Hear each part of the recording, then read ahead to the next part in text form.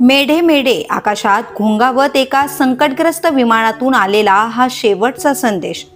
Air इंडियाच्या विमानाचं engine अचानक बंद पडलं आणि क्षणातच कोकोपीट मधील गोंधळ वाढला। मुख्य पायलट क्लायू कुंदर आणि दोन को पायलट्स दीपक पाठक आणि सुमित सबरवाल यांनी या शेवटच्या क्षणांमध्ये प्राणपणाला लावत प्रयत्न केले, मात्र वेळ फार थोडा होता। विमानतळ अजून दूर होतं आणि नशिबाने दिशा बदलली। विमान थेट रहिवासी भागावर कोसळलं। बदलापूरचे दीपक पाठक मागील 11 वर्षांपासून एअर इंडियात कार्यरत आहेत।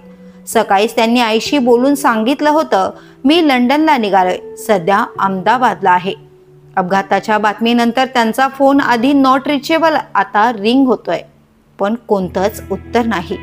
हवालदिल झालेल्या त्यांच्या बहिणीनं सांगितलं, तिथे काय परिस्थिती आहे काहीच कळत नाही। आणि दुसरे को पायलट सुमित सबरवाल पवईचे रहिवासी, त्यांचे 88 वर्षीय वडील घरी एकटेच। टेक ऑफ करण्याआधी सुमित यांनी त्यांच्याशी बोलून सांगितलं होतं, लंडनला पोहोचलो की फोन करतो। आज त्यांच्या घरात ती शांतता आहे। एक अवाक थांबलेला क्षण। त्यांच्या बहिणीने दिल्लीहून मुंबई गाठलीये। सुमित यांच्या अनुपस्थितीत त्यांच्या वडिलांना आता केवळ आठवणी, एक मुलगी आणि 2 नातवंडांचाच आधार राहिलाय। एक टेक ऑफ आणि नंतर केवळ धुराचे ढग, कोसळलेली स्वप्न आणि काळजाला भिडणाऱ्या आठवणी। मागे राहिल्या फक्त आठवणी, अश्रू आणि एक अव्यक्त वेदना।